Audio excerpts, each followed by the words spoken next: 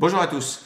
La France a fait le choix de la fraîcheur et de la nouveauté. Je ne parle pas de la nouvelle marque de dentifrice, mais du beau gosse. Voilà, Emmanuel Macron, voilà, élu président de la République française en 2017. Alors, honneur au perdant, le Front National. Alors voilà ce qu'on a pu voir dans l'entre-deux tours, hein, entre autres. Voilà. Donc la menace nazie qui va envahir la France. Alors, juste pour être clair, le fascisme, pour prendre le pouvoir, il a besoin du soutien du capitalisme. C'est une condition nécessaire. C'était le cas d'Adolf Hitler, c'était le cas des dictatures d'Amérique latine qui ont été soutenues par la CIA, enfin la puissance financière américaine. Et donc, actuellement, le candidat qui a le soutien de l'élite financière, c'est Emmanuel Macron. Donc dire que si Marine Le Pen était élue, le fascisme arriverait au pouvoir, c'est soit un mensonge, soit de la bêtise, soit les deux. Faites vos choix. Alors, qu'est-ce que je voulais dire? Oui, alors, qu'est-ce que c'est que le FN? Le FN, en fait, c'est une épicerie familiale composée d'un certain nombre de gars qui sont nostalgiques de l'OAS et du régime vichiste. C'est un régime, enfin un parti populiste, conservateur, avec certaines idées programmatiques qui sont dérapantes. Voilà, ni plus ni moins. Mais c'est toute la force d'un François Mitterrand d'avoir créé un golem, un ennemi irréductible fasciste, comme disait Le Monde dans l'entre-deux tours, qu'on ne peut que combattre. Il a fait ça, et que ça a eu deux conséquences.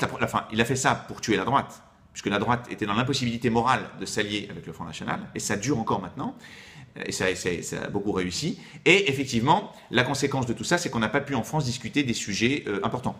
Par exemple, l'immigration, le terrorisme, l'insécurité, voilà. Tout ça, c'était impossible de discuter, parce que c'était Le Pen qui en discutait. Voilà. Bref, on a vu d'ailleurs que tout ça, ça n'a aucun sens. On l'a vu pendant le débat entre Marine Le Pen et Emmanuel Macron. On a vu que Marine Le Pen était complètement incompétente, c'était une catastrophe. Et en fait, on voit bien que le Front National est un petit parti en termes de réseau, de connexion et de compétences. Si vous voulez, quand vous avez en face de vous un candidat Emmanuel Macron qui est soutenu par ce gars-là, Jean Pisani-Ferry, si vous voulez, vous n'avez aucune chance. Voilà, c'est la triste réalité. Et donc on arrive en France à une situation un peu cocasse.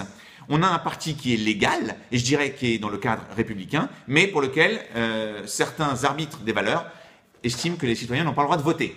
Voilà, c'était dit dans l'IB, faites ce que vous voulez, mais votez Macron. Voilà, on ne peut pas être plus clair, c'est assez cocasse, hein, comme je disais. On a eu nos résistants, évidemment, classiques. Alors attention, je vais vous montrer la photo des résistants 2017, les résistants au fascisme, ça fait mal aux yeux. Boum. Donc là, vous l'avez, Mathieu Kassovitz, Rib, BHL, Gilles Lelouch, Audrey Pulvar, Yann Moix, c'est certains d'entre eux, hein, ils ne sont pas tous là. Et alors eux, ils ont organisé des cocktails dînatoires antifascistes pour déclarer qu'ils allaient se battre, même à main nue, contre le fascisme, ben, fantastique. Et on a eu des déclarations. Alors, quand Dupont-Aignan a rallié Marine Le Pen, Benjamin Biolay a déclaré, l'a traité de petite tepu. Je pense que c'est du niveau de Baudelaire. On a Mathieu Kassovitz qui l'a traité de trou du cul. Donc là, pour moi, personnellement, intellectuellement, c'est indépassable. Je ne peux pas me mesurer. Hein. Gilles Lelouch, grosse merde. Et Stéphane Guillon a même fait une blague sur la mère de Dupont-Aignan qui venait de mourir. C'est franchement... le monde entier nous envie nos résistants, hein, mais vraiment. Voilà, François Morel qui traite Marine Le Pen de primate, enfin voilà. Vous avez compris, avant, les antifascistes étaient bretons et nisans, maintenant, on a ces vainqueurs. Alors évidemment, face aux djihadistes, ces résistants-là, ils ne montrent pas leur haine. Hein. Vous n'aurez pas notre haine. Mais face à Marine Le Pen, hein, ils sortent toutes leurs tripes haineuses. Voilà. Si vous voulez avoir une idée de ce que c'était qu'un vrai résistant, alors je vous montre la photo. Voilà. Il s'appelle Maurice Alna Dufretet. Il s'est fait tuer malheureusement dans le raid canadien de Dieppe en 1942. Il a rejoint l'Angleterre à l'aide d'un avion qu'il avait monté lui-même. Et il déclarait « Je suis pauvre comme Job, libre comme l'air, je ne suis plus vaincu ». Ça, c'est un résistant. Regardez encore cette tête de gamin, là. Voilà. Lazar Pitkovitch, qui était résistant à 12 ans, quand même. Hein. Il s'enfuit du Veldiv en 1942, il était agent de liaison, il a été arrêté 3 fois par la Gestapo et torturé par Klaus Barbie. On lui a remis la Croix de la Liberté à 16 ans. Voilà. Quand vous comparez ces résistants avec les nôtres en 2017, il faut un Prozac. Alors maintenant, on va parler de ce qui m'intéresse, c'est-à-dire l'accession au pouvoir d'Emmanuel Macron. Je veux être clair avec vous, je n'ai rien contre le personnage. Il a une vision qui n'est pas la mienne, il a une ambition, il a du talent, j'allais dire il a du charisme. Il n'a pas du tout de charisme, hein. Il a le charisme d'un évier, mais en tout cas, voilà, il a des qualités. On va parler de son accession, qui l'a propulsé au pouvoir, comment ça s'est passé, et pour moi, il s'agit d'une forme de coup d'État. Je pèse mes mots, le coup d'État, c'est l'accession au pouvoir d'une minorité par des moyens non conventionnels, non constitutionnels, non démocratiques. C'est exactement ce qui s'est passé. Je parle de la haute fonction publique qui a pris le pouvoir en nommant l'un des siens, en portant au pouvoir l'un des siens. Et évidemment, en maître d'œuvre, vous avez Jean-Pierre Jouyet. D'accord ? Jean-Pierre Jouyet, qu'on voit ici sur la photo avec Emmanuel Macron, qui est donc le doyen de l'inspection des finances. Alors, on me dit souvent que j'affabule, que c'est de la science-fiction. Écoutez, pensez à ce discours du général de Gaulle en 1940, quand il fait la liste des ennemis de la France qui ont abattu la Troisième République. Il parle des fonctionnaires arrivistes, entre autres. On est en plein dedans.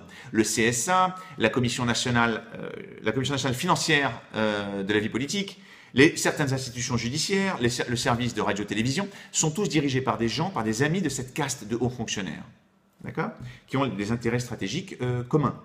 Alors, vous dites que c'est du complotisme. Il y a beaucoup de personnes qui m'ont dit tu es dans le complotisme, etc. C'est transparent. Regardez ça. Je ne sais pas si vous pouvez la voir. Je vais essayer de l'élargir un petit peu, voilà. Et vous ferez un zoom. C'est le livre qu'a écrit, une des pages du livre qu'a écrit François Hollande avec les deux journalistes, Dupont et Dupont, je ne me rappelle plus de leur nom. Et dans ce livre, donc il le dit en fait, François Hollande, clairement, il annonce la couleur. Avant, le Parti Socialiste pouvait gouverner avec les Verts et les communistes. Maintenant, c'est plus possible, ils sont trop radicaux. Et donc, il faut élargir, il faut créer un parti plus grand. Vous pouvez imaginer que viennent aussi des gens qui n'ont jamais fait de politique partisane, des gens du centre. Il le dit. Voilà, on fait une grande formation politique. Et il dit, ce nouveau mouvement susceptible de réunir toute la gauche libérale, il y a intérêt à le faire dans la perspective d'une élection présidentielle plutôt qu'au lendemain. Il le dit le 11 décembre 2015. Hollande et Jouyet avaient une vision très claire de ce qu'il fallait faire et ils se sont organisés pour. C'est clair, c'est transparent. Alors, un autre livre. Bienvenue, place Beauvau, d'accord, écrit par des journalistes d'investigation qui décrivent la façon dont, pendant le quinquennat Hollande, la justice a été instrumentalisée à des fins politiques. C'est eux qui l'écrivent et qui ont enquêté. Je vous lis. Chaque fois, ce sont les mêmes juges d'instruction qui sont désignés pour les affaires qui intéressent l'Élysée. Ils sont moins de 5 dont on retrouve le nom dans tous les dossiers qui concernent Sarkozy. D'accord ? Toujours les mêmes juges. D'accord ? On se demande pourquoi. L'Élysée est passé maître dans l'art de pousser ou de ralentir le feu sous les casseroles judiciaires. Pour enterrer sans classer, il suffit de donner consigne de continuer à creuser en préliminaire ad vitam aeternam. On continue, c'est pas fini. Il n'y a plus d'instructions individuelles adressées aux magistrats. En fait, les choses se sont beaucoup plus subtiles. Par exemple, sur l'opportunité d'ouvrir une information judiciaire, des consignes sont données, mais oralement. Et ça, c'est un magistrat qui l'explique aux journalistes. D'accord. Dernière anecdote, c'est succulent. Le fils de Valérie Pécresse a été chopé avec, je dis pas bêtise, 4 grammes de cannabis, d'accord, dans le 15e arrondissement de Paris. Le patron de la DSPAP, sécurité de proximité de l'agglomération parisienne, est prévenu, donc il s'appelle Jacques Méric. Il appelle le préfet de police et les journalistes reçoivent un SMS, donc, je vais vous dire, 40 minutes plus tard, 40 minutes après avoir appelé le préfet de police, les journalistes apprennent que les collaborateurs de Claude Barthelone sont en train de faire le tour des journaux pour raconter cette histoire. D'accord ? Pour une quantité aussi petite de drogue, c'est un fait rarissime. Le jeune majeur, donc le fils de Valérie Pécresse, a été interpellé et placé en garde à vue. Le renseignement aura mis moins d'1 heure à être exploité politiquement. Est-ce que ça vous rappelle quelque chose ? No comment. D'accord ?